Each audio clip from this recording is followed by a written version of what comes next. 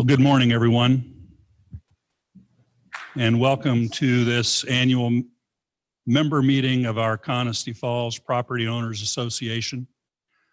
My name is Dave Hunter, and until yesterday, I served as the board president, and will, given the proclivities of our governing documents, help conduct this meeting today.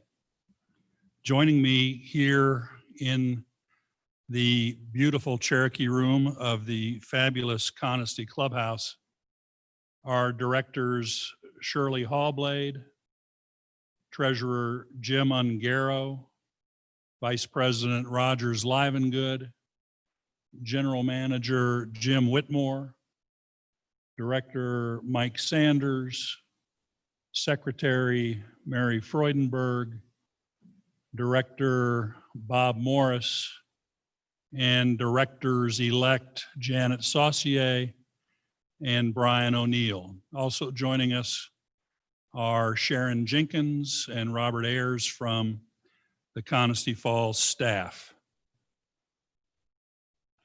In keeping with the long-standing tradition of our association, we'll start the meeting this morning with the Pledge of Allegiance, and given the pandemic circumstances, we'll leave it up to all members at home as to how they would like to participate in this tradition. I pledge allegiance to the flag of the United States of America and to the republic for which it stands, one nation, under God, indivisible, with liberty and justice for all.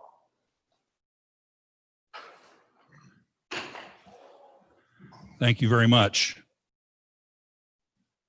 The first item on our agenda today is the approval of minutes of the board meeting, the association board meeting of June 17th, 2020. I would entertain a motion to approve those minutes.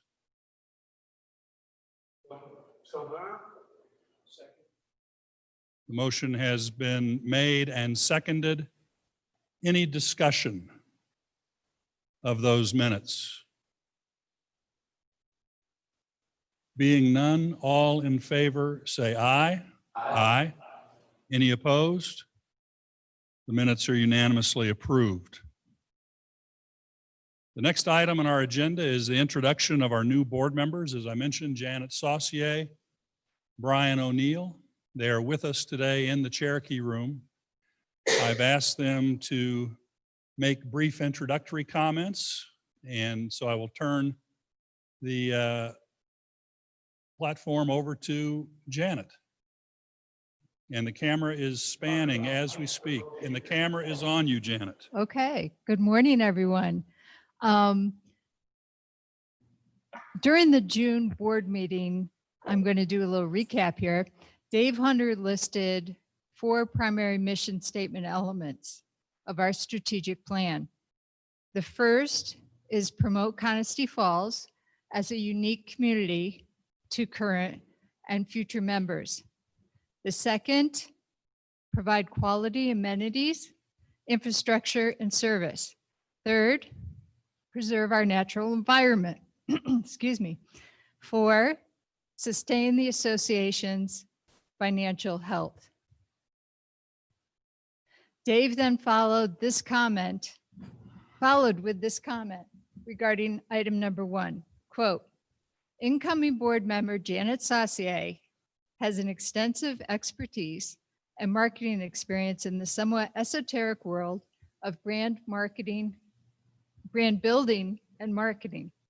And though Mike Sanders and I will be off the board by the time Janet comes on board, we expect to hear of great progress being made in this critical point over the next year or so, end quote. Like you members are now, I was sitting at home watching the board meeting when I heard Dave make this statement. My first response, I was truly flattered to have such confidence in my talents put before our members. But then in the back, I heard Glenn Fry singing "The Heat Is On." You know Glenn Fry from the Eagles, fans ever. Meh. So never let it be said that I do not do my best to live up to expectations. Soon as the director of the CFPOA board, I welcome the privilege of serving our association, and I promise to give my role 110% of my effort, not just to meet the expectations of Dave Hunter and Mike Sanders, who have served our association very well, but more importantly, to support the POA's goals and strategic plans, including all 4 of the mission statement items Dave listed. I look forward to the next 3 years of my service to the membership, and I look forward to joining all the people who work diligently to run our association so well. Jim Whitmore, the staff, the board, and our permanent committees. I believe we all expect great progress in the years to come. Thank you. Thank you, Janet. And in following another long-standing tradition, I failed to introduce one person who is here, and that is Donna Aiken-Colflesh, the chair of our Strategic Planning Committee, who will be momentarily providing us an overview of the Comprehensive Master Plan. I failed to make that announcement because Donna is sitting behind me, and despite repeat warnings of my discomfort with having anybody behind me, she persisted and therefore wasn't first introduced. So Donna, my apologies and welcome. Bryan O'Neill, please tell us a little bit about yourself. You have the floor. Thank you. It's on its way. Does that conclude your report? Are we on? Okay.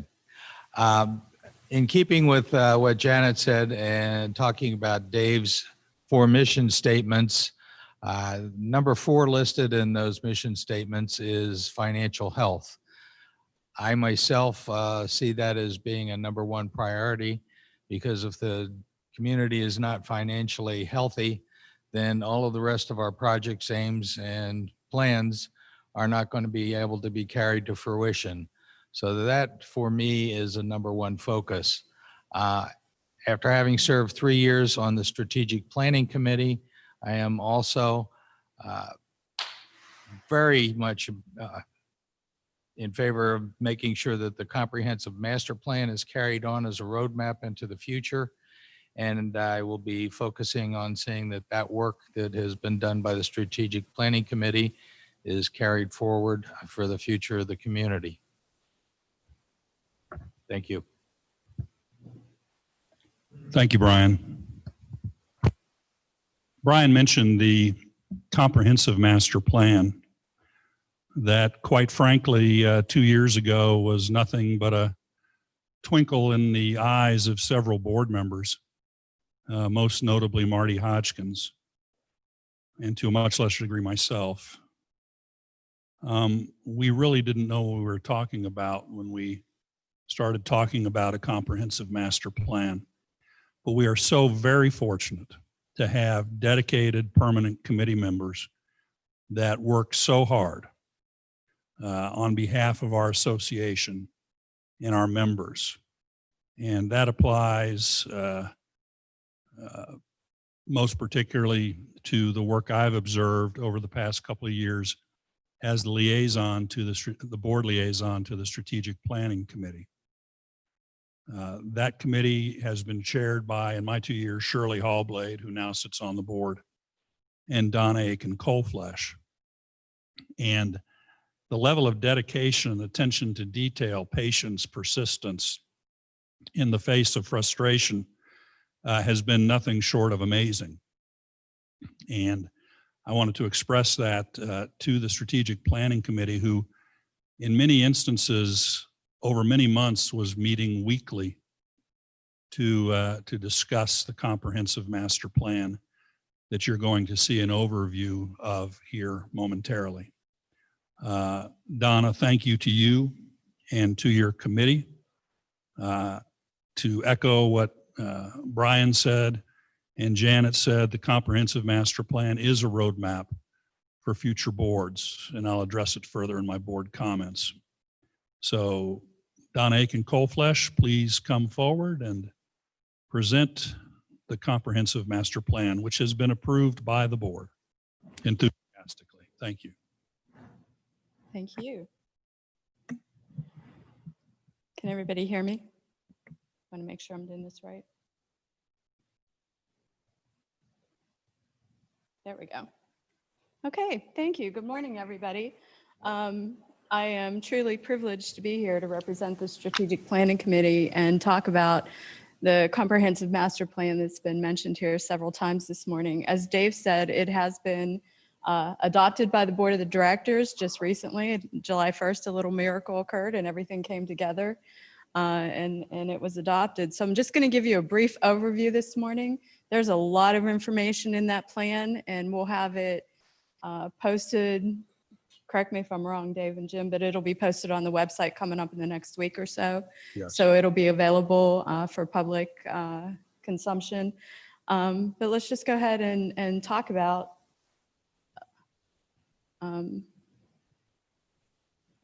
Robert. There we go. Okay, so Dave said, I kind of chuckled back here when Dave said the CMP was a pipe dream 2 years ago this time. Nobody knew exactly what that meant. And earlier last week when I met with the team and I asked them, I said, what input do you have? What do you want me to talk about in the presentation? And right away, Jackie Pollock said, well, you need to talk about what it is. So I actually went and looked it up. So what you have here is the Merriam-Webster definition of a master plan as a plan giving overall guidance. Not real helpful, is it? Synonyms include blueprint, roadmap, game plan.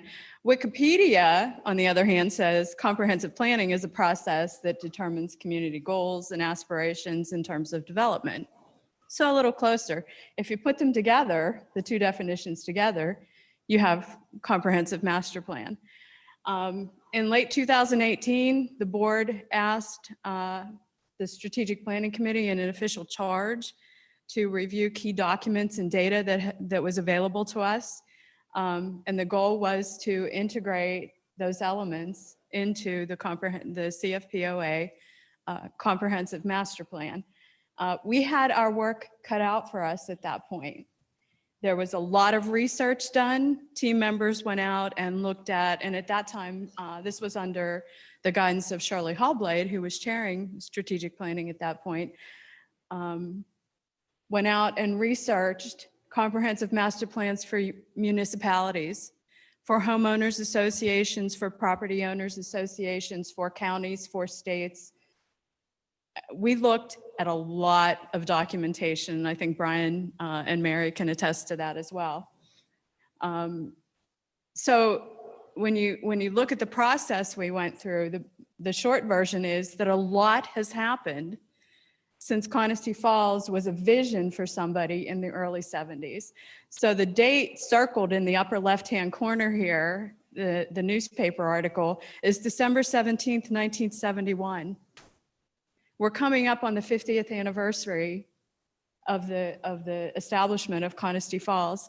And so much has happened since then. And if you look at the chart in the upper right-hand corner, that shows the growth over time. So in 1975, there were only 128 homes here. And at that point, Connestee Falls was envisioned to be only a vacation home community.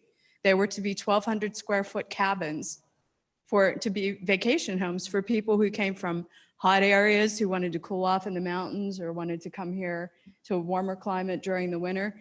It was never intended originally to be the residential community with over 1,400 homes that we have today. So there was a long path from 1971 to what you see today when you pull into the front gate, into the community that we have chosen to call home. A lot of stuff, a lot of documents, a lot of data has been collected and created over the years. And our job was to take all of that and kind of distill it into something that will provide that roadmap for the future. All of the individual plans are good on their own, but it was time to pull them together into something that provides that, roadmap for the future. So you've heard this morning, you've heard Janet mention the Connestee Falls Vision and Mission. You've heard Bryan mention the Connestee Falls Vision and Mission. Those were established in the 2017 strategic plan that was adopted by the board in November of that year. This vision and this strategic plan, these mission elements continue to provide the basis for what we do today as a community. It's a decision-making guideline in addition to the principles that Dave talks about. It's the basis of the comprehensive master plan. So we have what we've called, the SPC has chosen to call component documents for what comprises the comprehensive master plan. So if we start with the strategic plan, the most recent version of the strategic plan was just approved in June of this year by the board. That's the basis for decision-making across the community, by the board, by administration, by the permanent committees, by the clubs. It's the high-level look at, and there are specific actions in that strategic plan. It is available on the member website for anybody who wants to go take a look at that. The capital improvement plan was just approved this past week.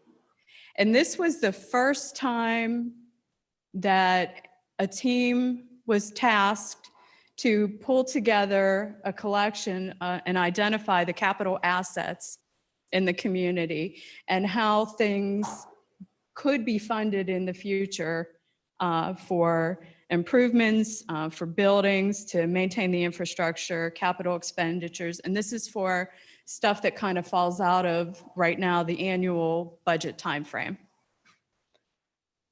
The facilities master plan has been around for a while, but again, the latest version of this was just approved this past week.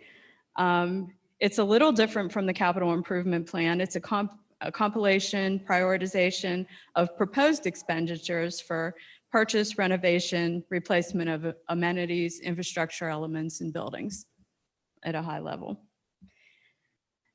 The annual budget and 5-year financial plan cycle is a joint effort between the general manager and his staff.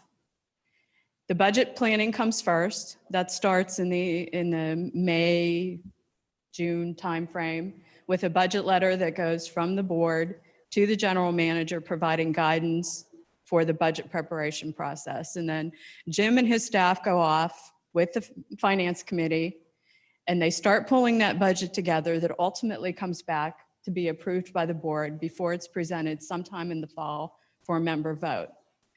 Once that member vote takes place and the budget is approved, then there's another joint effort between the GM, finance committee, and his staff to update the 5-year financial projections. And Jim, if I got that wrong, I'm really sorry. I'm really trying to understand all the pieces. So close enough? Okay. Reserves, we have 4 reserves in Connestee Falls. We have an amenity reserve, an infrastructure reserve, capital reserve, and an emergency reserve, which we've never used. I shouldn't say that too loud. This is money set aside for anticipated expenditures and obligations to maintain the viability of the community and our amenities. So they're funded each year, the planned expenditures come out of those each year, and it's an ongoing cycle, and we update those studies on a routine basis. We also have a golf course improvement proposal, and the evaluation of this proposal is an ongoing thing. This was for those of you who aren't familiar with it, this was a comprehensive hole-by-hole evaluation of our golf course by John LaFoy, who is a member of the American Society of Golf Course Architects. And he looked at it from a perspective of playability, aesthetics, and maintainability. And we have actually implemented some pieces of this. And I'm just going to remind the board that there's an action in the strategic plan to kind of formalize a golf course improvement plan moving forward. And that was something admin agreed to do. So if you pull it all together, So this is a look at how we envision all the pieces fit together. So you have the comprehensive master plan that's comprised of all these other component documents that kind of pulls things together. So what can you expect whenever you start to dig into the details of the CMP, which is a mere 36 pages or so? You'll see the actual board charge to the Strategic Planning Committee, the original charge that came in 2018, and then the updated charge that came in 2019. You'll see more detailed descriptions of the component documents that I just talked about. There's a brief overview of the area, the surrounding area, Brevard, Transylvania County, that kind of gives context and shows that Connestee Falls is really a microcosm of our surrounding area. We have something we call Looking Back. That's a timeline history of Connestee Falls. And I have to say, on behalf of the SPC, we love our timeline. We put a lot of work into it. It's 4 pages. This is just 1 page out of it. And I know it's an eye chart. I don't expect you to be able to read this. But it was really, it was a great exercise for us, because at least half of the committee had only been here for a few years. I myself moved here in April of 2017, became a member of the SPC later that year. Bryan O'Neill had moved here that same year. So to learn more about the history of Connestee Falls really enlightened the team along the way. And I encourage everybody, even if you don't read the whole CMP, take a look at the timeline. It's kind of cool. There's also a description of the governing structure and how the pieces work together. You know, who's responsible for governance and operations, who's responsible for making policy. There's an org chart in there that kind of shows the overall structure. It's good information. And then there's the plan itself. So in the plan, you'll see 4 sections that follow the mission statements for Connestee Falls: promote, provide, preserve, and sustain.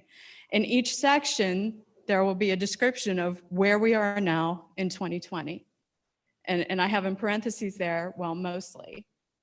There were areas in the plan when we updated it this year that we chose to retain 2019 data. And that's specifically having to do with financial information and full-time equivalent headcounts. And that's because this is not a year of normal operations, obviously, due to the pandemic. So we wanted to reflect, quote, normal operations. So there are places where we have retained 2019 information. That information is footnoted so that you know where that is. But for the most part, we updated it with the progress on the Comporium upgrade on the west side and current information. And then in each section, though, in each of the promote, provide, preserve, there's a section called Planning Our Future. And as we started to work through this, it became clear that everything, our objectives and what we were talking about, really aligned with the strategic plan objectives in those particular mission areas. So you'll see a table in each area that says, okay, which of the component documents do I need to go to see where the implementing actions are for this objective? Then I'll give you a peek at that in a minute. In fact, here it is.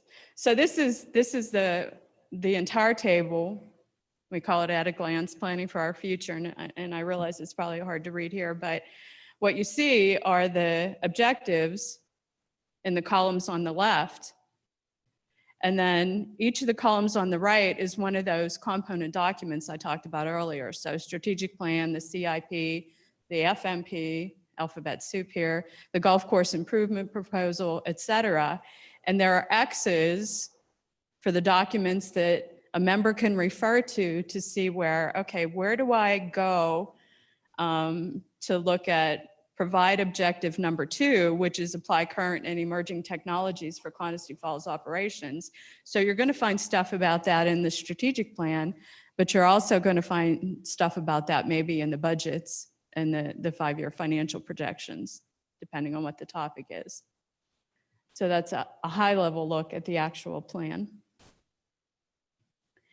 So there's a next steps in that document, and we're already on our way here. The first step was obviously for the board to adopt the comprehensive master plan, and that was done July 1st. The next step is to share it with members, which we're doing today. And again, we'll notify you when it's available on the member website for you to take a look at.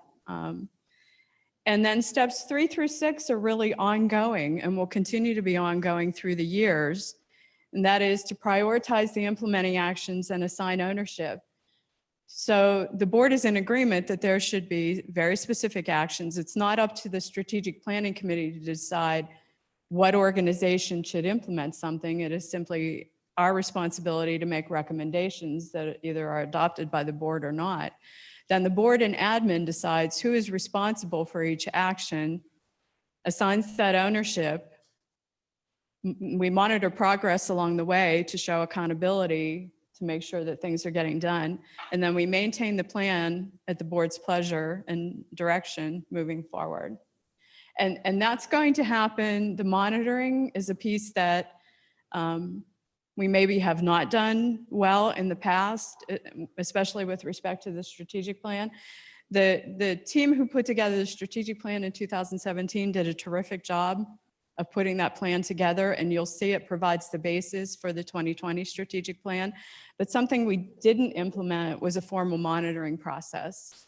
And one of the things we will be doing now is quarterly monitoring of progress against the strategies and the objectives in the strategic plan, and documenting that, sharing that with the board and administration, so that we can adjust if we need to, move things around, whatever, but so that we know that we are keeping things on track. By default, that'll provide monitoring for progress on the comprehensive master plan. So just before I wrap up here, I just want to recognize the current strategic planning committee members. Elena Harbeck, you might know Elena. She's also the chair of the kids club here and does a lot of good work in that area here in Connestee Falls. Linda Highsong, Steve Kimmel, Mark O'Donnell, Bryan O'Neill, who's here in the room. We'll be losing him. We've officially lost him to the board. Jackie Pollock, who's been a long-standing member of the Strategic Planning Committee. She's in her second term and has another couple years to go.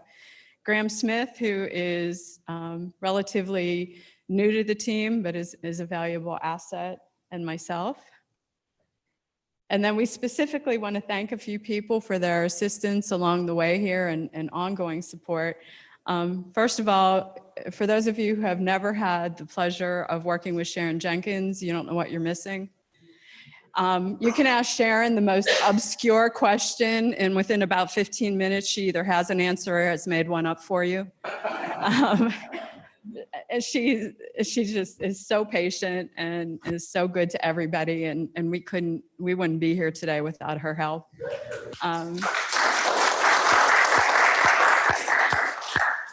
Earl Jenkins' help was in creating our timeline, and our history of Connestee Falls was just invaluable. He knows so much about the community and about how things transpired. Again, we couldn't have done it without him. I'd like to thank Shirley Hallblade and Mary Freudenberg, both directors now. We seem to have the strategic planning as a training ground for board members at this point. Shirley was chair of the Strategic Planning Committee when we started down the path of developing the comprehensive master plan. And Mary was a team member and the secretary of the SPC at that time, and they made very valuable contributions to the final product that we have today. To the board of directors, thank you for your ongoing support, information, willingness to answer questions, sense of humor. To Mr. Ongaro, thank you for your patience in explaining all things financial in words of one syllable. I personally appreciate that, and I have a degree in accounting, by the way, and I don't always understand all this stuff, so thank you for that. To Jim Whitmore, he's an ex officio member of the Strategic Planning Committee. Jim has attended, since he has been here, I'll bet at least 90% of the Strategic Planning Committee meetings. He doesn't miss a meeting unless he has another commitment that he can't, put off. He shares information willingly. And if I carried around in my brain the amount of information Mr. Whitmore carries around in his brain every day, my head would explode. So thank you for his support. And last but certainly not least, we have been superbly liaised for 2 years by Board President Dave Hunter. Also attends nearly all of our meetings. Dave has been a mentor for us. He has shared information with us that make our final products better. He has disrupted meetings every chance he has had in the best possible way. Keeps several of us on our toes at all times because you never quite know if he's joking or he's serious. But we will miss working with you, Dave, and thank you for your support along the way. Likewise, thank you. In conclusion, successful communities like Connestee Falls are not accidents. They don't just happen. Good property owners associations are not accidents. We have been blessed with forward-thinking management over the years, and especially over the last couple of years. I don't know where y'all found Jim Whitmore, but it's a good thing that you did. There's been a lot of careful planning along the way, and pulling all of those elements that together in the comprehensive master plan sets a path for Connestee Falls to sustain successfully through the next 50 years, as successfully as we have been for the last 50 years, at least as successfully as we have been for the last 50 years. There are going to be challenges, there are going to be emergent issues, but I have a confidence now that we as a community can weather those. If we can get through this year, we can get through just about anything, right? Another important point is every single one of us, every single member of Connestee Falls has an opportunity to play a role in the success of the community. It can be a small role, it can be a large role, it can be beautification, it could be as a member of one of the permanent committees. If you want to play a role in the success of Connestee Falls, there's an opportunity for you somewhere. So if you're interested in that, feel free to step up and contact somebody. The board has shown great leadership and foresight in thinking that we needed a comprehensive master plan and a capital improvement plan for that matter, which was also just a dream 2 years ago and now is in fact exists. And together, the roles we all play in the success of the Connestee Falls is really a kind of gift to our future members. And that concludes, and this is a quote, if you can't see it, a quote from Yogi Berra. If you don't know where you're going to end up someplace else. That's classic. So, thank you.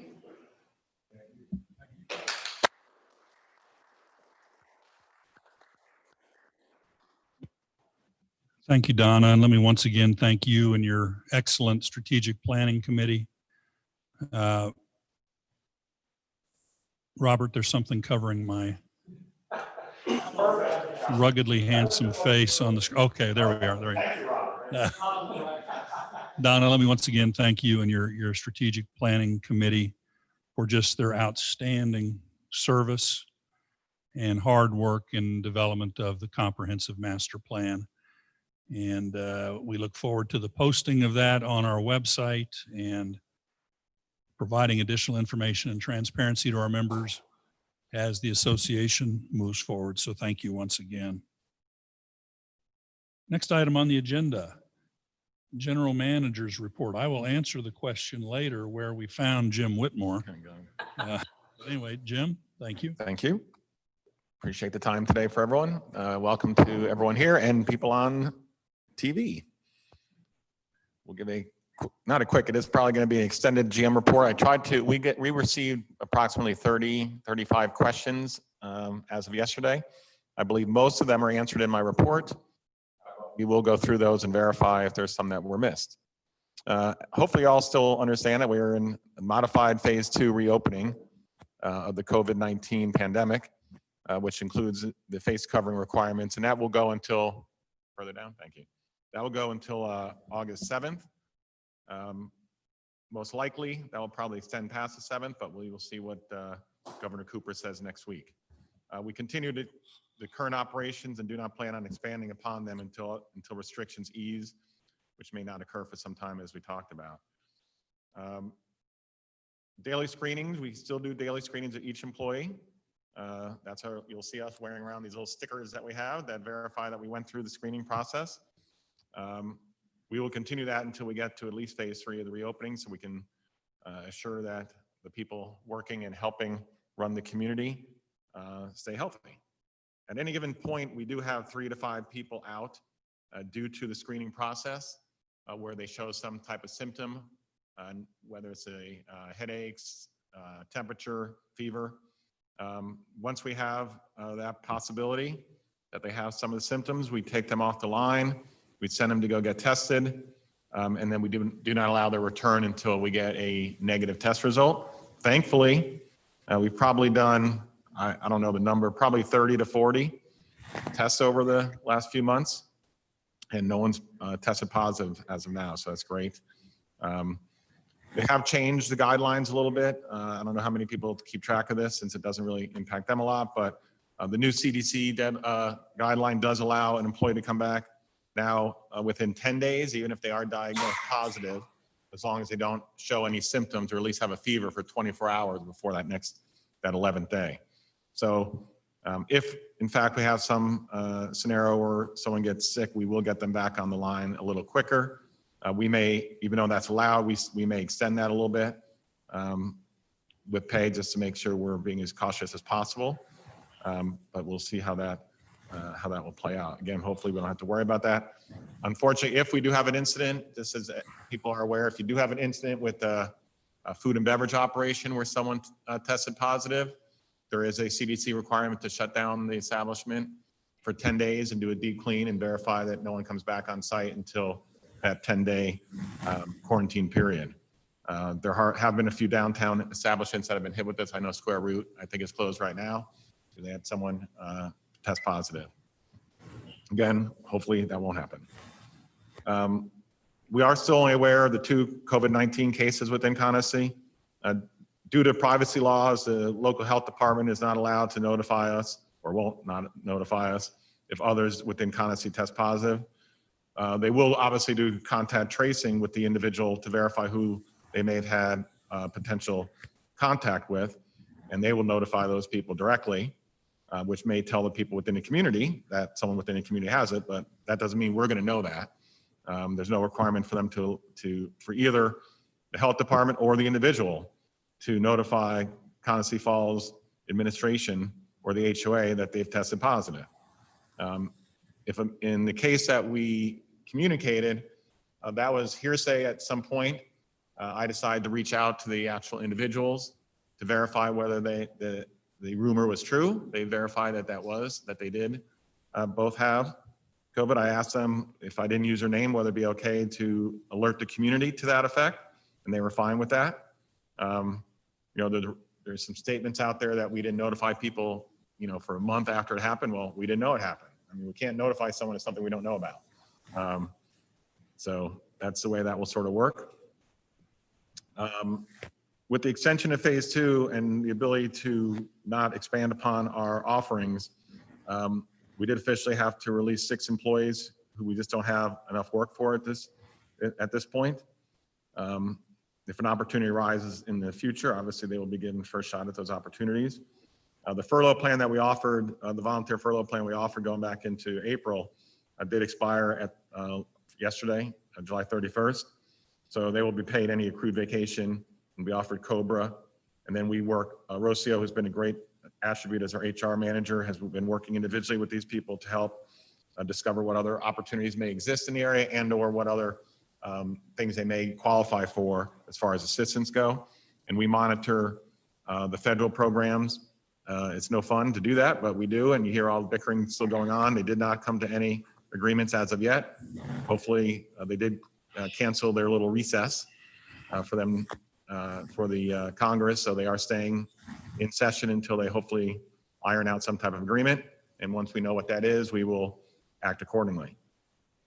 Lake park activity has leveled out since the holidays.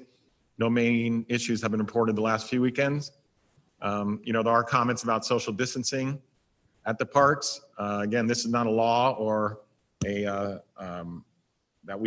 anyone can enforce. It's a recommendation. A lot of it is where there's a lot of families that are here together. So if there's 10, 15, 20 of them either in the same house or in two houses or whatever the case may be, and they want to hang out together at the lake, there's not much we can do about that. And they're having social close contact with one another as well anyway. F&B revenue is staying steady based on our hours of operation. The dine-in and curbside are being pretty much equally used, which is good. Golf rounds continue to be steady. We're still limiting that to members, property owners, tenants, and their guests. Course conditions are still relatively good, even though we had a lot of heat and now we're getting the rain, the typical patterns. We're hoping to get cooled down by the end of the week. I think tomorrow's only supposed to be in the mid 70s, so that'll be a nice change of pace. The practice facility teeing area now is open with the mixed use of the turf hound and the grass. The chipping putting green will be seeded once we get past this heat spell, so hopefully that potentially could happen next week or so. Once that's seeded, it should only take about a month or so for it to grow. Just with the type of seed we're using, it just can't handle. It's actually a seed that's designed to a grass that's designed to handle the heat better, bent grass heat better, but until it gets mature, growing in, it doesn't like the heat that much. We are in the middle of constructing a little pavilion down by the range. We will move the ball machine down there. We'll also keep all the baskets and accessory range equipment down there as well. We put in the fan on number 9, which has been helpful. That was a green that struggled because it's so hot back then in that little area down below the parking lot, the parking entrance coming into the clubhouse. So it seems to have helped so far. We have fallen behind on what I called some of the aesthetic things around the golf course. The one area being behind here on number 18. But once we get caught up with all the above, we'll be planting the new beds along the retaining wall on the cart path between number 1 and 18. And we'll be sprucing up the big bed here behind the putting green and as cart path as you drive up off number 18 towards the clubhouse. So we're trying to catch up, but we are behind in those type of projects. At any given time on golf course maintenance, we've had 3 or 4 people that have been impacted where they had to go getting testing. So it's just one of those things that we're trying to work through. Asphalt work around the clubhouse is in a holding pattern until the deck work is complete.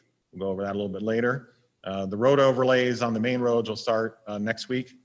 Spencer's going to bring the asphalt trucks in starting Monday. We still plan on lowering the lake levels in mid-October. Once each lake is lowered, we will review the situation, determine the extent of any needed dredging or repairs that might be needed to perform these tasks, and then we'll move on to the next lake. So we're not dropping all the lakes at the same time. Interesting enough, talking to Spencer, we drop around 3 to 4 feet. It would seem like that would take a long time, but it doesn't take very long, I guess, to drop these things 3 or 4 feet. Once the gravity takes over and you open the gate, water goes out quick. So, but he does have to be a little bit careful how quick he lets the water go because it can impact the areas below us because it basically goes on to 276 and down the way to the French Broad.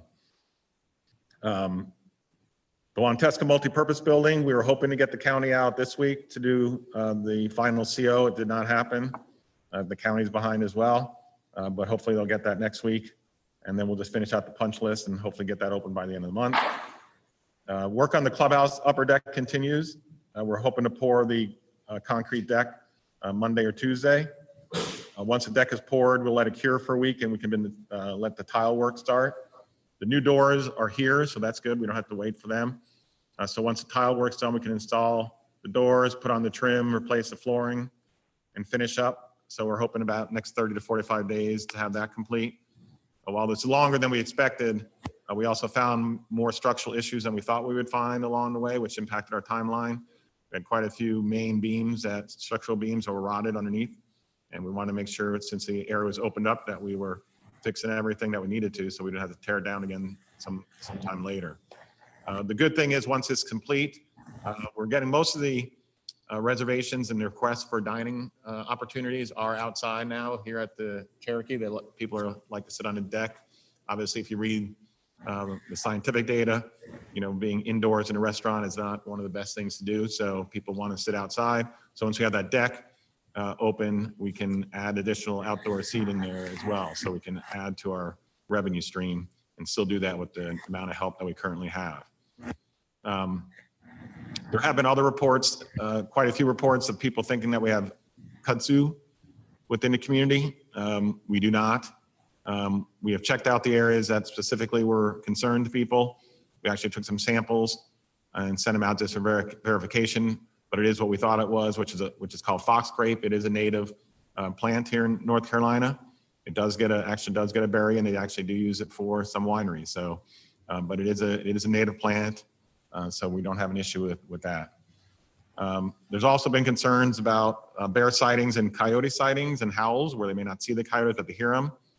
Just in case people don't remember, we do live in a forest, and these are natural occurrences. However, we have also been getting reports during this time that people have either seen or heard about people feeding the wildlife and wild animals. That's not appropriate. It's against our rules and regulations. You're not helping the animal, you're actually hurting the animal. If you read up on, especially on bears, once they become basically not afraid of humans, technically, if you call into the forest services or any of the wildlife, they're going to tell you they have to take the bear down pretty much. Because once a bear is not afraid of humans, they've lost part of their natural ability to live. So if you're doing it because you like the animals, you're actually hurting the animals. So please stop. But we have contacted a couple animal control companies that can help if an individual owner feels that they're threatened on their property. They can come out and they'll do an investigation to determine if there is in fact a den, or whether it's just food that they happen to be eating that night and then they went on to the next place. So and we'll be distributing some of that information in some upcoming Friday flyers. We are aware of the political signs and flags in the community. This was talked about last year as well. However, even though the CFPOA restricts signage of this sort, the state of North Carolina law allows this type of signage during election periods, and specifically overrides any HOA type restrictions of political expression. So whether we like it or not, it's something we're going to have to live with. But we would hope and request that people resist the ability to do so and think about the potential impact of their decisions on their neighbors and friends. We all know what kind of political environment we live in. We hear about it every day, see it every day outside of the gates and on TV. The whole idea of living in a community like this is to try to avoid some of those things and get away from it. So when you're paddling away on your kayak and see those type of political signs, I don't think it's the best statement for the community, but again, we can't stop it. We would hope that people would do the right thing. There's been a lot of discussion and a lot of questions came in, especially after another notice was sent out yesterday about Carolina Water. They are continuing, they're almost complete with the sewer and lift station project through Connestee. They've also activated or using the new treatment center up the hill on 276 past our main gate. Unfortunately, the water line breaks continue due to the 40-year-old infrastructure. They are committed to making repairs as necessary and are looking at options to replace larger sections of water lines as they fail. Hopefully, most of you also had a chance to review or did review the report that they sent out detailing the capital outlays over the last few years to help improve the infrastructure and reliability. It's important to note that a few years ago, they spread the costs of many of their smaller systems into one overall system, which they were not required to do, which actually helped lower the Connestee costs, as this system, because of all the needed upgrades, was costing a lot to run. So basically the way it's set up now, and everyone here should get the annual report from Carolina Water that breaks down all this information and breaks down the Connestee system. I forget all the names of the other systems. But if you look at that and in detail, it basically shows you that Connestee Falls infrastructure, and this system is one of the most expensive systems they run because of how old it is. So we got to be a little careful what we look for and how much we want to argue and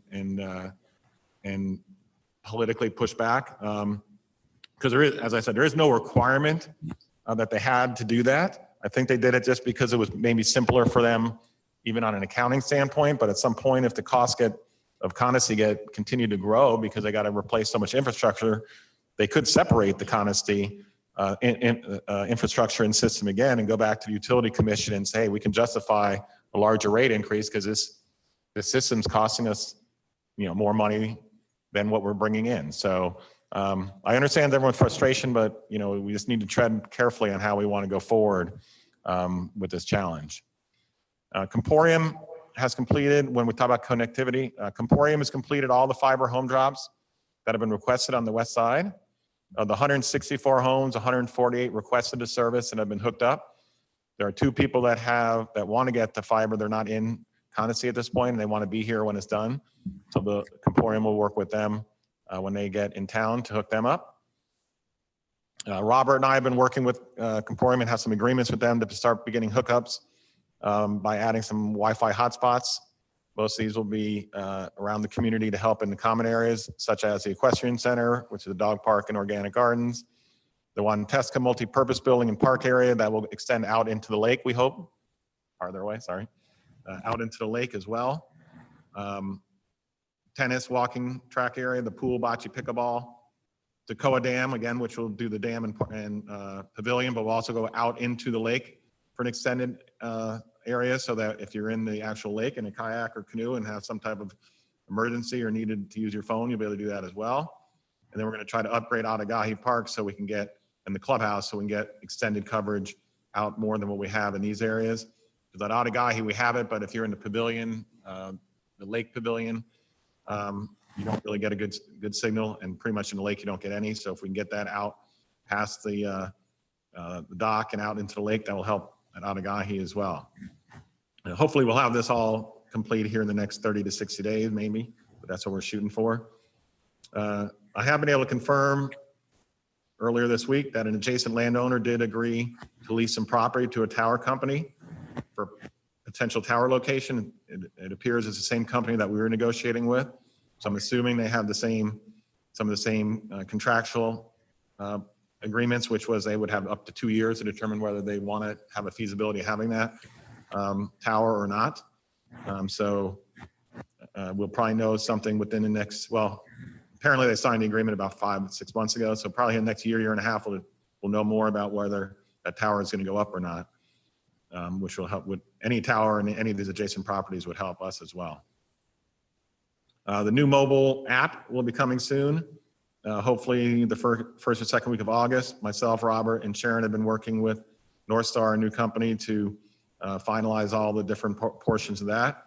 We'll have some different things that will be a little better than the old app, but it's just taking us a little longer than anticipated. And part of that as well is during a lot of the training process where we were transitioning in the software, happened right in March during the pandemic start, and all the training that was supposed to be on site ended up being virtual, which has been a little struggle for both them and for us moving forward. But we're getting caught up and getting better as far as that goes as well. The Gatehouse security app is still working, so that those notifications are still working as well. When it comes to security, we had the first meeting of the task force that includes Robert Ayers, Mike West, Mary Frunborg, Brian O'Neill, and Janet. We reviewed current abilities and possible improvements, but have not reached a consensus on next steps. But we'll be meeting again soon to discuss options such as modifications to the permit guest list, e-passes, number of guests allowed within the lake parks, numerous different options we may have. So we'll be working on that, getting some recommendations to the board relatively soon on those. Radar enforcement continues, and violations have been issued to offenders. Unfortunately, the high majority are members. The main areas of speeding concerns are obviously Connestee Trail, as people drive from the East Fort Gate to the Atagahi Bridge. That seems to be where we catch a lot. Connestee Trail, as cars drive up and down the hills by Agugu. Pretty much all of Middle Connestee, because that's relatively flat. That Chistanoia, I don't know how to pronounce that one. Chistanoia Way. And Toccoa Park, and that's a lot of people that are driving down that road and going down Toccoa Park Drive, where that changes at 10 miles an hour. And it's difficult to go 10, but really between the narrowness of that road and the steepness of that road and so forth, 10 is a good speed to be going on that. So we really need to enforce that. And then Dewey Court also is an area that people rip through when they go down, trying to do a cut through there as they cut through Qualla. We all need to do a better job of being aware of their speed in these areas and throughout the community. We have many more people here than last year, especially kids and grandkids. So drive with caution, be aware of your surroundings. I will also, this was talked about last year at the board. I'm going to bring it up again this year. If you really want to find a better way to control or minimize speeding, we have to get better with our technology. There's just too much area to cover and not enough manpower to do it. So to do it properly, we need to have probably 2 radar enforcement portable camera systems to use through the community. These systems can take snapshots of the violations indicating speed and license plates that can be downloaded and reviewed. So violation can be distributed to the offenders within the community. To those outside, really all we can do is track those, see where they are and who they're visiting, and at some point potentially limit their access after a certain amount of violations. But those all have to be determined what we really want to do. There are some guideline rules and our rules and regulations about it. We'll go into that in a minute, but the cost is about $30,000 for both, about $15,000 to $20,000 each. So they need to be approved in the 2021 budget process. Then obviously as a community, we need to agree that this is what we want to do, that we're going to send out violations with monetary penalties for each and every offense, and we intend to do and determine what the next level of penalty is for repeat offenders, such as loss of use of common areas. It's just like the police do on the highways, right? The speed limit's 70, but pretty much everyone knows if you go 75 or 77, they're probably not going to stop you. So we have a speed limit at 25. Does that mean the speed limit really in everyone's mind is going to be 30? Because they know we're not going to stop anyone that's not going 30? Once they know that, guess what? Your speed limit becomes 30. Whether you think it is or not, it's 30. If you tell people that you're not going to send violations out unless they go 31. So anyway, some things to think about, but we'll be working through that during the budget process. As many probably know, we did have an individual who resides with his parents here within Connestee, who was arrested while naked on a trail. The fact is, lots of information out there in the social media world, but the fact is that 911 was called and the sheriff dispatched 4 officers. In these cases, like they do for other potential criminal activities happening within the community, which there are some things that happen that are more, we don't live in a bubble, things happen here. But they don't stop at the gate and tell the guards, hey, I'm going into so-and-so's house because I got a report of domestic violence or whatever. They just drive through the gate. They are not required to stop, tell us anything, do anything. They actually have a clicker system which opens all the gates so they can get in here anytime they want. They don't stop to talk to us. We actually did find out through an unofficial source the next day that an incident involved a naked individual on one of their trails. That's the only information we had. No mention of victims or who called the incident was reported to us. With just that basic information, it was decided that a notice being sent out without knowing all the facts may not be a good idea from a liability and privacy perspective. I did reach out to Sheriff Mahoney for more details, but he was not forthcoming with any. It was not until a family involved called me after the initial hearing, which was last Tuesday, that I received the specific details of the incident, which by the way differed slightly from the newspaper article. The family, who are members, were not verbally or physically harmed. The initial hearing was last Tuesday, and in fact, his bail was reduced, and he was released and is residing back within the community. Most likely, the next court case will be held in September. So that's about all we know at this point. There was an incident of another member's son jumping off the roof of Otagai Dock into the lake. In this case, the owner did exactly what we need him to do. The owner took a picture of him and the license plate of the car he was in, and we were able to use that information to track down the member and notify them of this rules violation. And the member was very apologetic and said it won't happen again. We'll see next time he's in town. There was also a report of a stolen canoe from the Qualla Village storage area. It was in fact chained up, but the chain was cut. At this point, no persons who have been involved have been identified. The Walnut Hollow gate is back working. A new barcode reader was needed as the circuit boards for the current model is no longer available. So that's why it took us so long to get a new one. We could not replace the circuit board, so we had to order a totally different model. Year to date, we are 26,000 worse than budget. Most of this obviously due to the lack of revenue and some unplanned expenses caused by the COVID-19 impacts. We have made some proactive decision to minimize the potential loss, but most likely based on our current reforecast, the year-end loss of $33,000 is possible. We did take a conservative approach during this reforecast and are guessing that we're going to stay pretty much at the same level of COVID-19 restrictions for the rest of 2020. But obviously, we will continue to look for ways to minimize costs and monitor and update the reforecast accordingly. The 2021 budget process is well underway. We've begun the department head meetings, and we're working on getting insurance bids and updating capital reserve items as we speak. The marketing task force held a couple of Zoom meetings with some potential marketing and branding partners, and we look forward to have a recommendation to the board by the end of August. We are at some point with we get a lot of questions and comments about the 2020 annual wellness membership, whether it'll be a refund. We are budgeting to give a prorated credit to all the wellness members once we know when and if we're going to be open this year or not. There is a main capital project that is planned for the golf course, which is the irrigation, replacement of the irrigation system.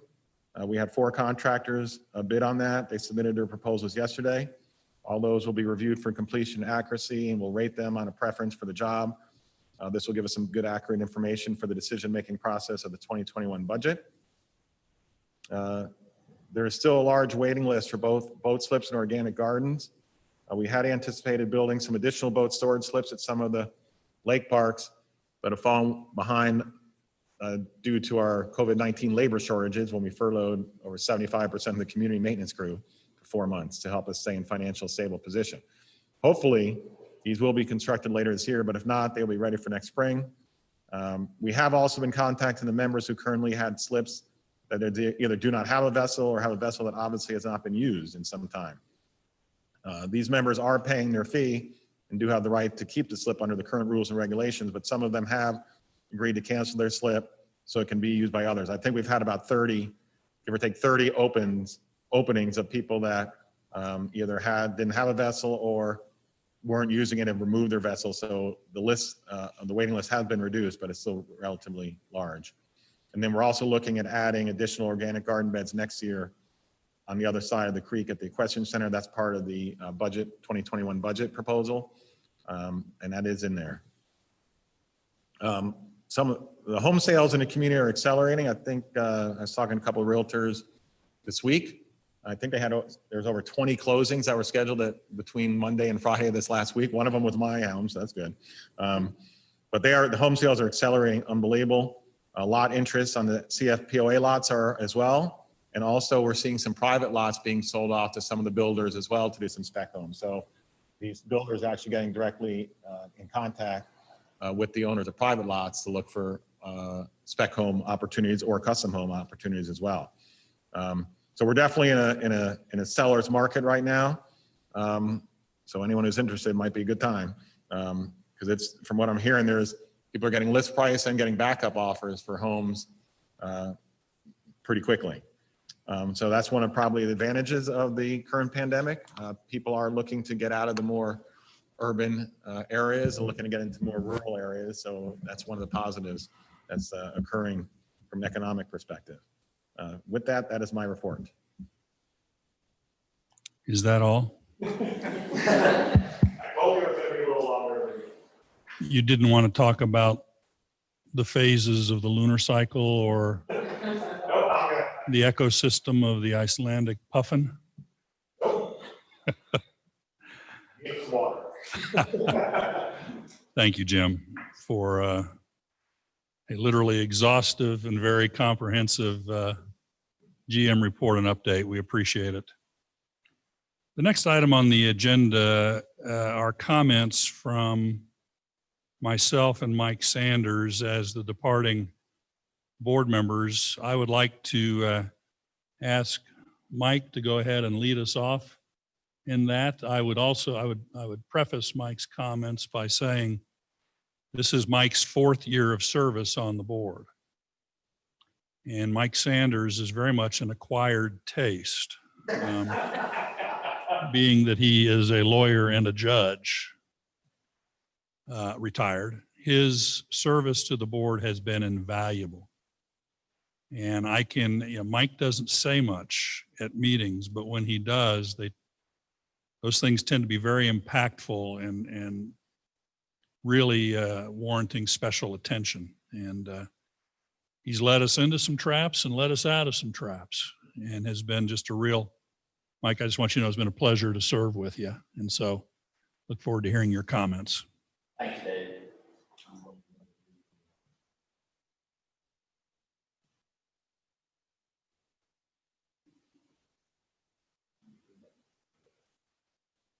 Yep, there you go.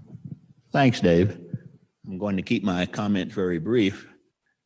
Let me say first that it doesn't seem like 4 years. Most of the time serving on this board has been a pleasure, mostly because of the people I've met. There's some great people in the organization, both at the board level and on down through the committees and to the staff. It's also been illuminating and humbling. When I got here, I didn't realize that CFPOA is essentially a small municipality. This little report we heard just a minute ago makes that very clear. We deal with exactly the same problems that a small municipality deals with, but we don't have the authority attendant with that municipal status. And so we've had to go around the block a couple of times to accomplish things that could be easily done by other systems our size. We're running around, we're closing in on 100 employees, or were at one point. We're beginning to get some real size going on here. With it comes complexity. It was humbling because when I got here, I thought I knew everything. Well, I quickly found out that wasn't the case. And there's a whole bunch I didn't know. In my career, I rarely had to work on teams. As a lawyer and a judge, I would be the final decision maker. Well, it's a whole new thing for me to work on teams. It's one that has produced great benefit. And I'm grateful for the opportunity to serve and hope I contributed in some way to the success of CFPOA, because I really, really do think very highly of this community. I'm quite glad that we moved here 6 years ago. Thanks.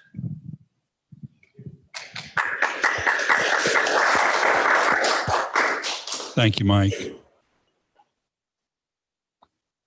Thank all of you for attendance at this online annual member meeting of our CFPOA. What an interesting time we are living in, though I'm not sure interesting is the correct word.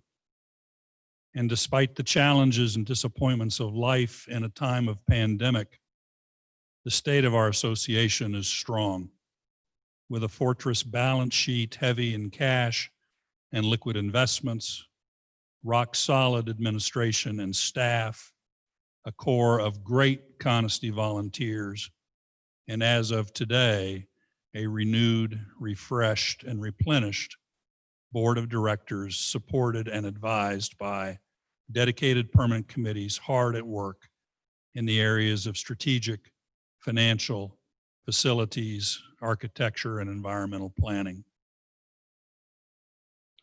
Today marks the end of my 3-year service as a board member of CFPOA, and I am so grateful for having the opportunity and privilege to serve this great community that we all call home. Our community has accomplished so much in the past 3 years. First, we recruited Jim Whitmore as our general manager.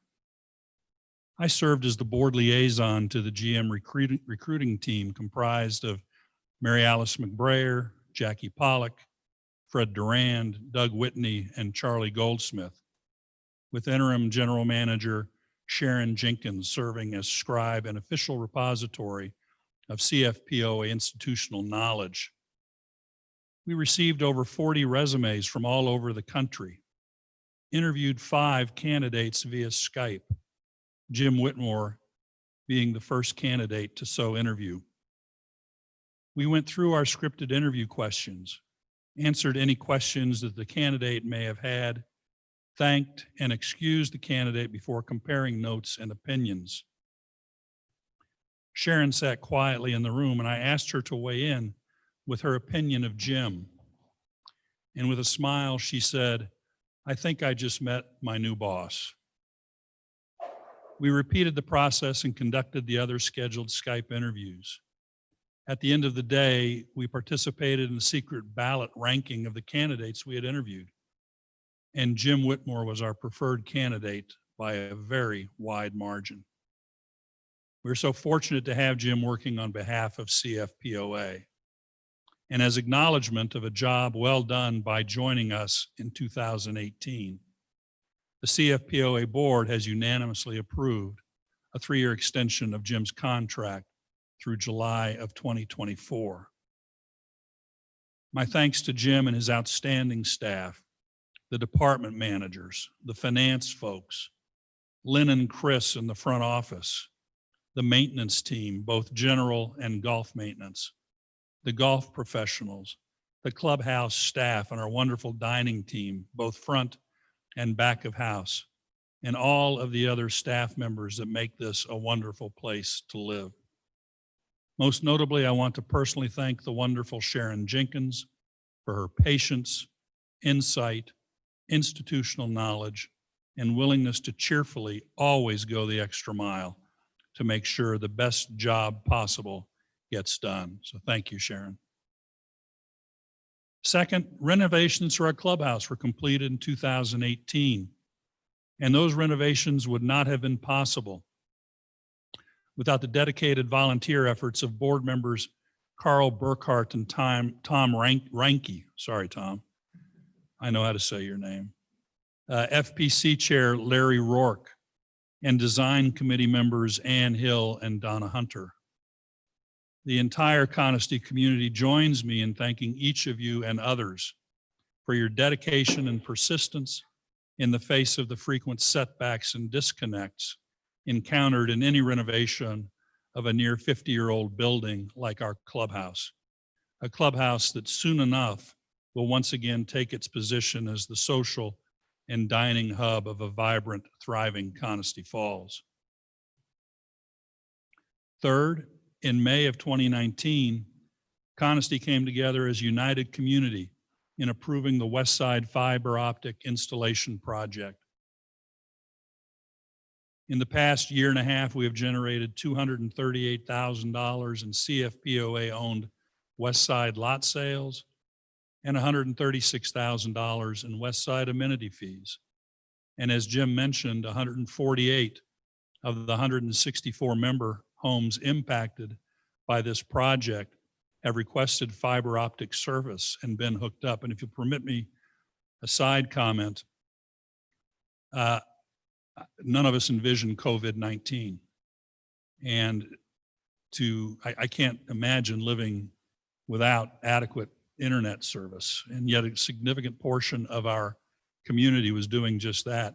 I would also mention to you that in a marketing meeting that we had with several consultants outside on Thursday, when we mentioned this, it was characterized as a game changer for communities like ours.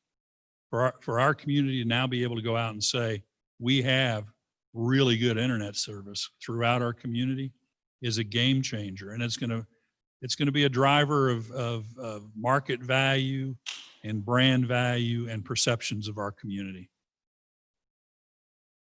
Fourth, over the past 3 years, we have continued expanding, updating, and improving our amenities set with the construction of the new Wanteska bathhouse, installation of 4 clay tech tennis courts, construction of 2 new pickleball courts.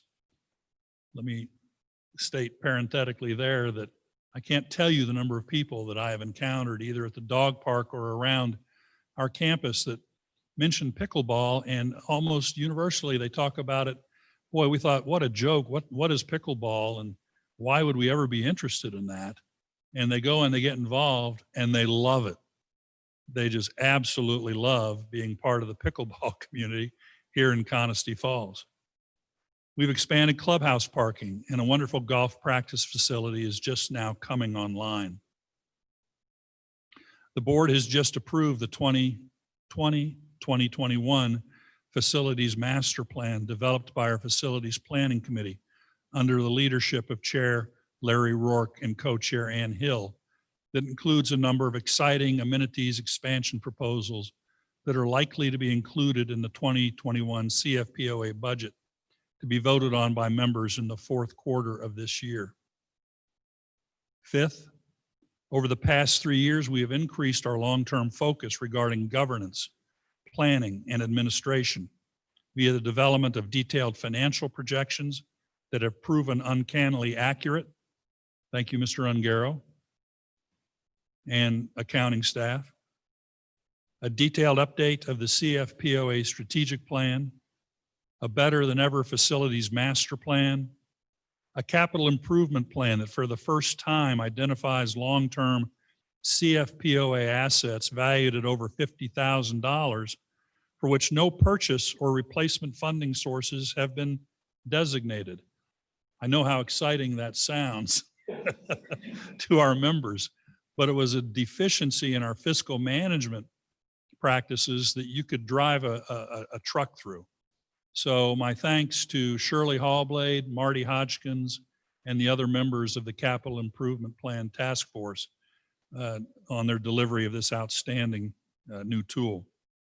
And as you just heard from Don Aiken Coleflesh, the completion of a CFPOA comprehensive master plan that integrates major elements of all these various plans into a sustainable tool to serve as a roadmap for future boards and inform our members of key CFPOA goals, trends, initiatives, and priorities. Transparency and long-term vision like never before.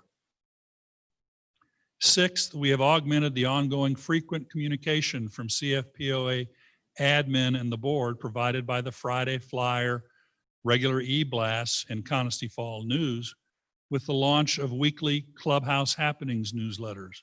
And over the past 2 years, ongoing GM news and views, 17 of which have been published in the last almost 2 years, and board business letters, 28 of which have been shared with the community. In addition, over the past 3 years, the board has responded in writing to between 500 and 600 member questions and comments that were sent to cfpoa@comporium.net. That's cfpoa@comporium.net. And the work of the board and administration goes on. As you heard, board member Mary Freudenberg is chairing a new task force supported by board member Bryan O'Neill to again assess and optimize our property access policies and practices. Building on the access control Big Five initiative first undertaken in the fourth quarter of 2018 under departing director Mike Sanders that brought us Gatehouse Solutions, a system that for the first time in CFPOA history gives us the ability to gather, track, and follow up on actionable data that has been used to identify speeders and other road safety violators or validate access to Connestee Falls. My appreciation also to iTech wizard Robert Ayers and General Manager Jim Whitmore for their persistence and patience in sticking with Gatehouse and optimizing it and its ability to support to the safe operation of our association. Additionally, board members Shirley Hallblade and Janet Saucier are chairing a reinvigorated Big Five initiative to develop a Connestee Falls brand and optimize our marketing plan. This past Thursday, GM Jim Whitmore and I participated with Janet and Shirley, interviewing 2 candidate firms to partner with our association in positioning Connestee Falls as the highest value in master plan communities within the very desirable Western North Carolina region. Brand building and marketing development projects such as this are a key component in building community goodwill and increasing member property values. And once again, board member Jim Ungaro is working with GM Jim Whitmore, Controller Joey Tyner, CFPOA department managers, and the CFPOA Finance Committee to develop the 2021 CFPOA operating reserves budget. A budget intended to be consistent with our core operating principles of balancing owner priorities, taking care of what we own, planning for our future, and building strong and positive relationships between CFPOA administration, the board, and membership. These are just some of the specific activities underway behind the scenes to make the Connestee member experience as positive as it can be. And I look forward to, from the sidelines, following developments and progress on these key initiatives. None of this would have been possible without our cadre of amazing, wonderful Connestee members who decided that they wanted to make a positive difference in our community by continuing a longstanding tradition of volunteerism within Connestee Falls. And since the pandemic precludes our gathering for our traditional annual volunteer appreciation picnic immediately following this meeting, I wanted to take this opportunity to thank our wonderful Connestee volunteers. From our group of rugged trail builders, laboring under the steady hand of half-man, half-mule Tucker Garrison, to the gardeners of the beautification committee that lovingly maintain our entry gates and golf course tee box and other gardens, to the fishing club that restocks our lakes and, conditions permitting, teaches kids to fish through their outreach programs, to our magnificent Connestee Falls Student Scholarship Fund and the many members and clubs that either contribute to it directly or provide fundraising support. People like the pickleballers, the tennis players, the golfers, and others. To the cats and Connestee Corral that keep us entertained and uplifted. To the Connestee quilters that have to date, as just reported in the Transylvania Times, delivered over 1,500 face masks to organizations around Transylvania County. Parenthetically, I would mention also my thanks to Victoria Galan for taking up the task of providing the Connestee Falls News. My thanks for the service of Jim Grodnick and Ray Tours for contributing to this wonderful outlet for our association.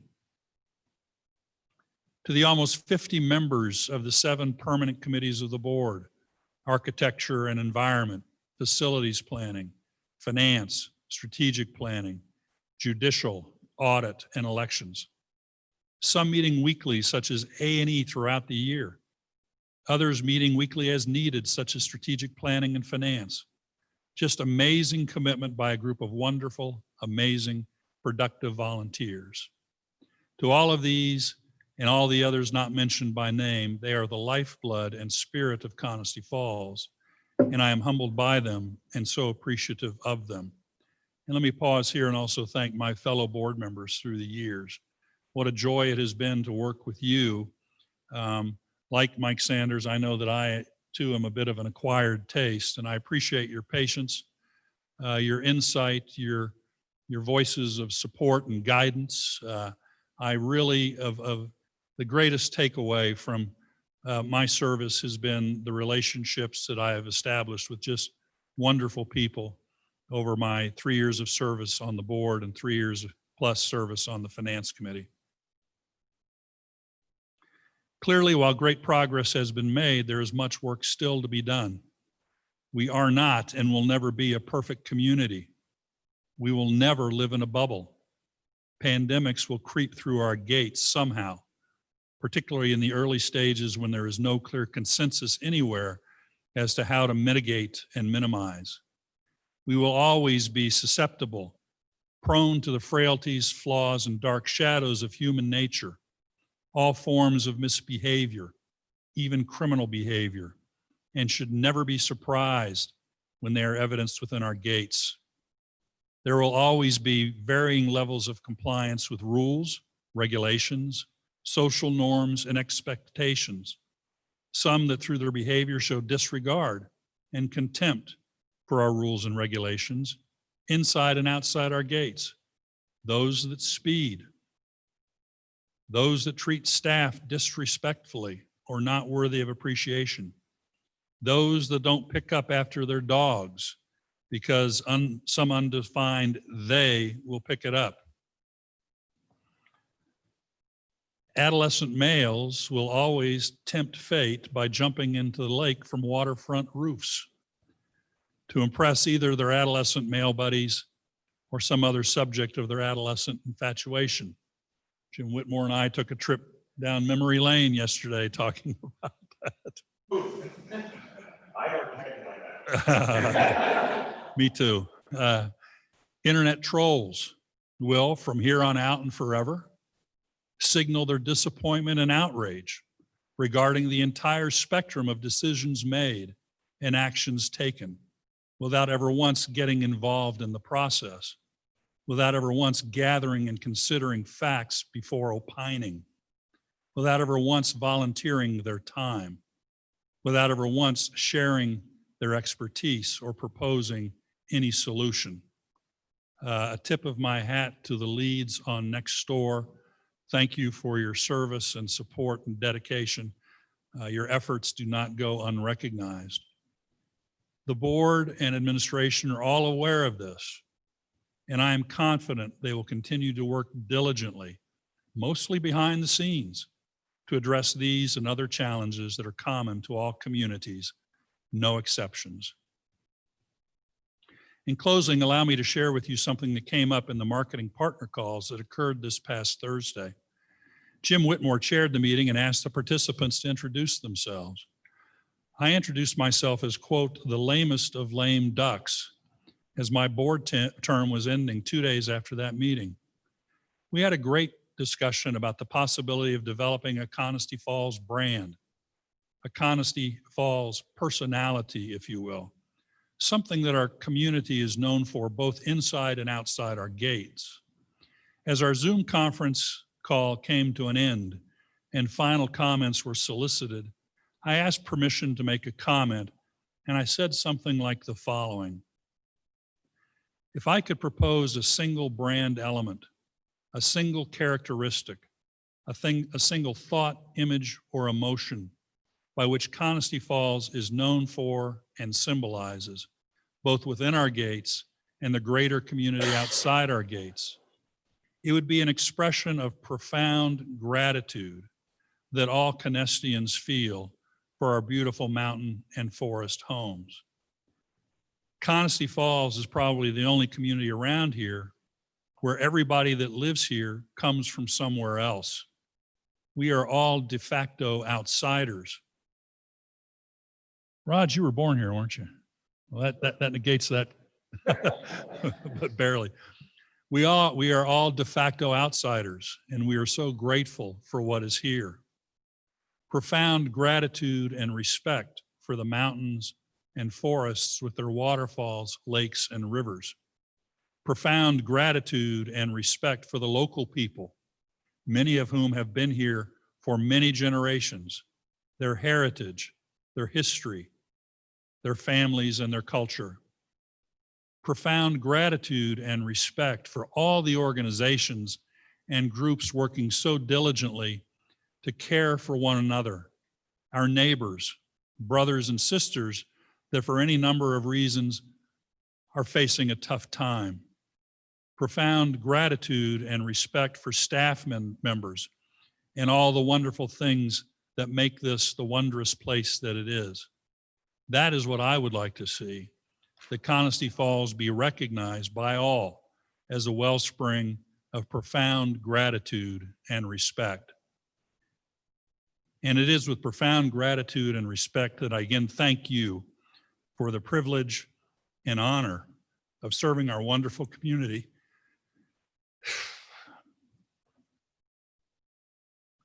These past few years.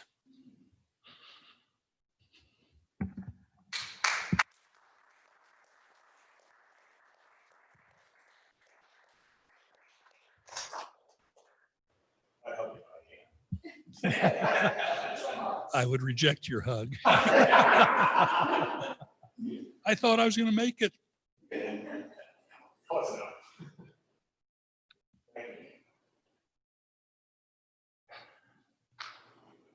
Done? Raj? You okay?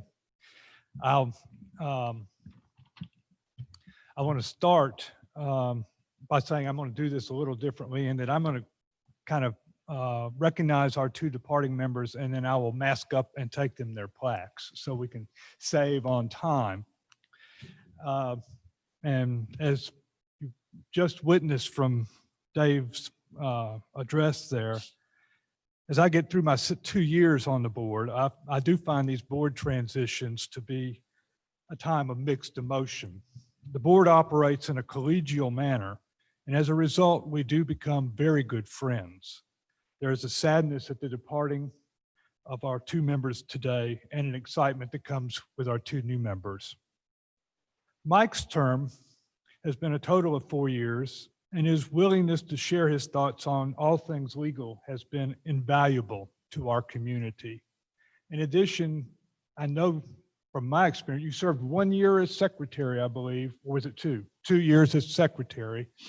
And I do not want to underestimate the fact that he served a total of 4 years. That's a long time for someone to be in board service. That's a hard time. Yep. Hard time is right. Now, Dave has served as our president for 2 of his 3 years on the board. He has done much to guide us in documenting Connestee's values and the operating principles for the board to support those values. While every board has the right to change our operating principles, it does give them a roadmap of what they must at least keep in mind as they do so. We really had lacked that previously. I also liked his focus on the big 5, which I learned was really maybe a Marty thing. Was that his? No, you?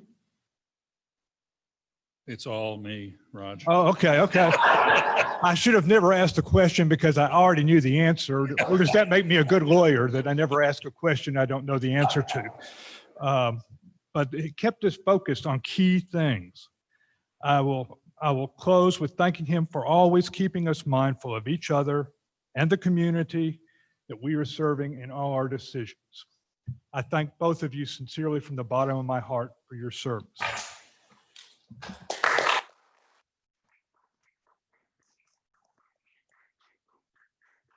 Sit down.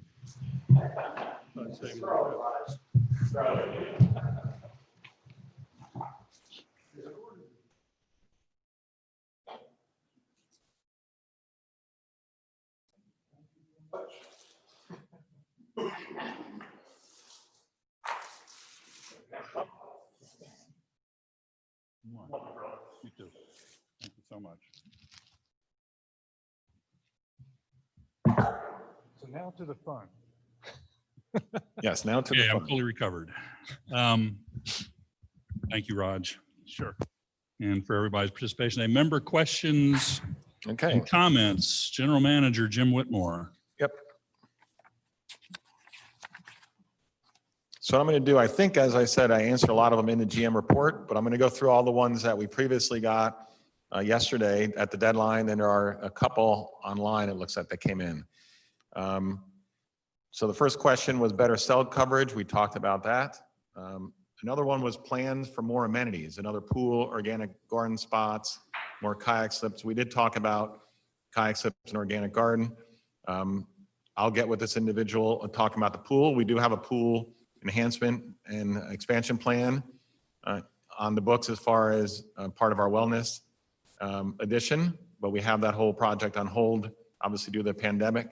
So there is a pool plan, but it's going to be on hold for who knows how long, but we do have a plan potentially for pool. Another question about the COVID guidelines at Atagahi. We talked about that. Spread of kudzu we talked about. The CF mobile app we talked about. This one, I don't know who wants to answer it. What is the board's position on the signage around Toccoa advising people that the berm is privately owned? Does any board member want to take that one on?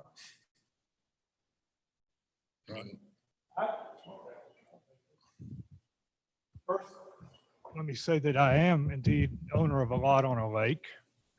I take great delight in people coming by, and if I'm out there speaking to them, have some good conversations. And in my particular section, We have about half of the lake, or all of us have agreed, we're happy to see people walk by, and we enjoy seeing each other. It's a pleasurable thing. The unfortunate fact is when Connestee was laid out, the people owned the property all the way into the lake.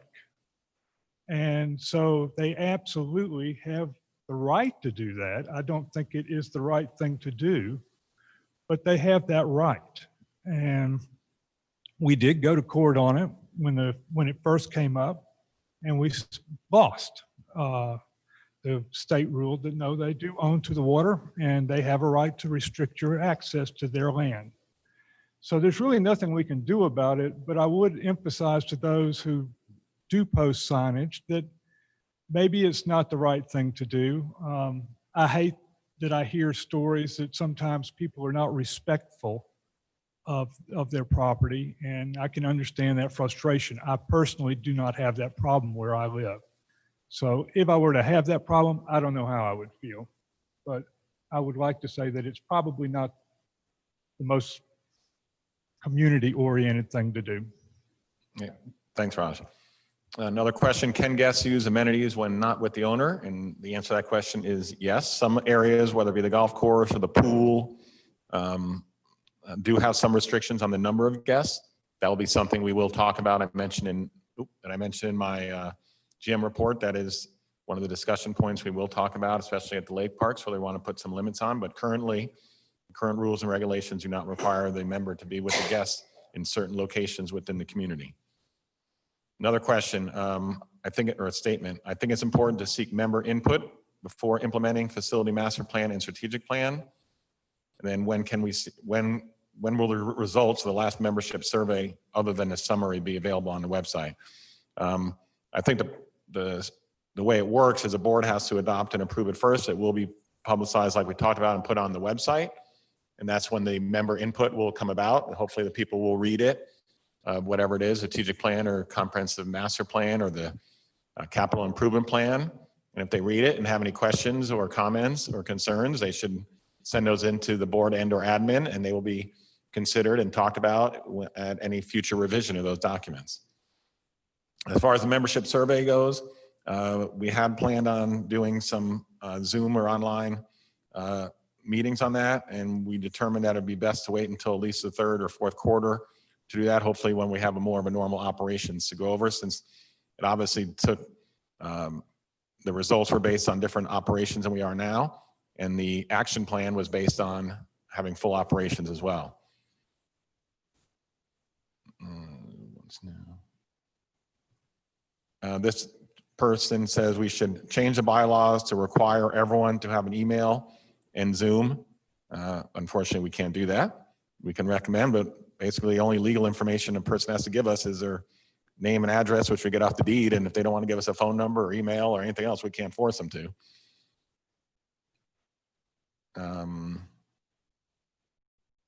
This gentleman said he saw a county vehicle with a Connestee Falls barcode. Yes, that's true. That we have a couple county people that live here within Connestee, so obviously they drive their county vehicle to home. They have a barcode. And by the way, there are certain other individuals that do have barcodes that don't live here, whether it be a volunteer, people that are volunteer firemen, volunteer EMS, and so forth, where we do give barcodes from a safety perspective so those people have access to the community for their duties. And Carolina Water we talked about, additional gardens. Okay, so those are all the questions. All the rest have been answered in the GM report that were handed in ahead of time. I have Sharon's phone here now, so let me get on here to see what other questions came in. That one's dealing with speeding. We've talked about that.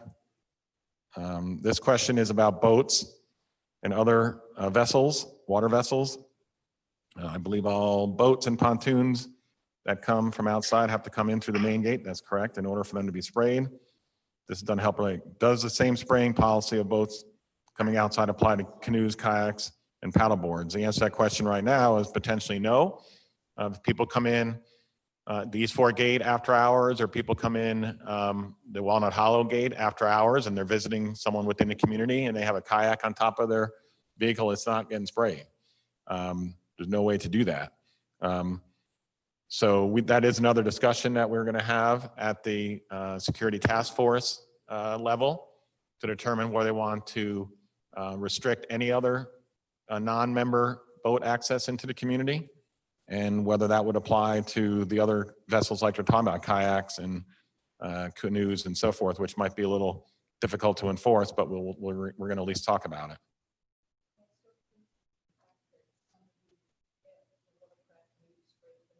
Right. Right. For example, yeah, that's a good point, Mayor. We had an incident that was reported to admin, and I think was also posted on Nextdoor about, this person was positive that a vehicle with the boat had traveled in the community and had not gotten sprayed because they saw it go right through the East Fork gate. So we were able to get the information, as Dave said, with our new system to find out, what time of day was it, what kind of car was it. So the person had the vehicle, it was a Ford F-150 white truck that had the boat. We were able to track the time, and Robert was able to go through the system, the camera system footage, and determine that in fact that vehicle had went to the main gate, got sprayed. Then because they were going to Atagahi with the boat, it made more sense to logically go back out on 276 and up the East Fork gate to go to where they're going with their boat. So in fact, the boat was sprayed. So again, those are, with the right information, we can track these type of comments down. I would encourage people, before they blast that stuff out there without knowing the facts, they should check with us first. And if we can't eliminate or determine what happened, they can put out whatever they want of the truth, but normally we can track down what they're trying to, what they saw, and give an explanation. This question is about Carolina Water. We've answered that. This question came in.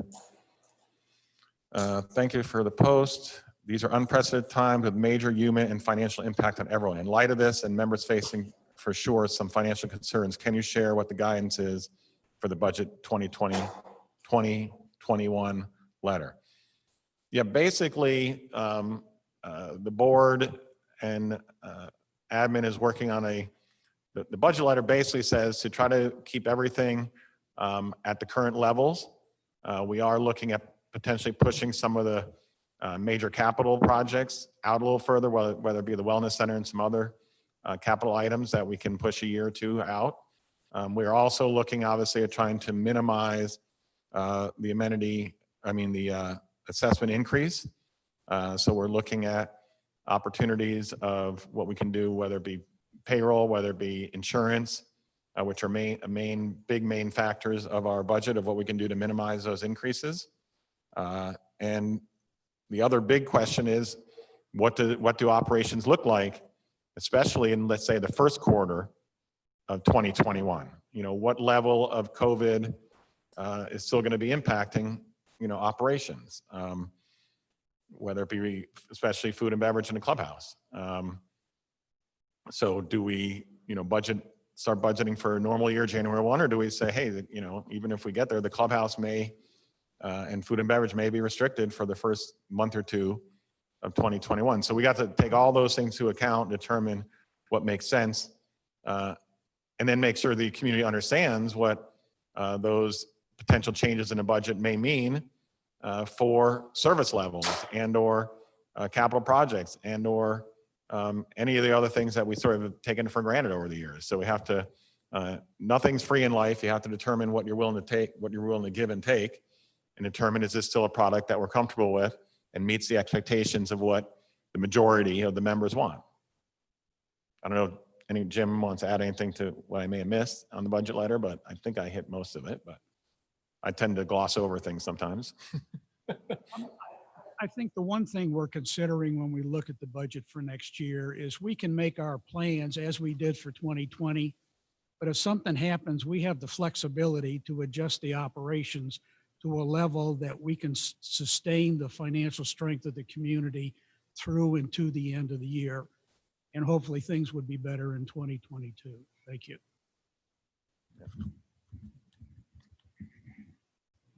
Okay, that is all the other questions that came in. The other questions were all related to things that we've already answered. So I think we have touched upon pretty much everything that was sent in. Very well. Thank you, Mr. General Manager, once again for answering and fielding those questions. This brings us to the end of our annual member meeting. I would entertain a motion to adjourn. Do I hear a second? We have a motion and a second to adjourn this annual meeting of CFPOA. All in favor, say aye. Aye. We stand adjourned. Thank you all very much.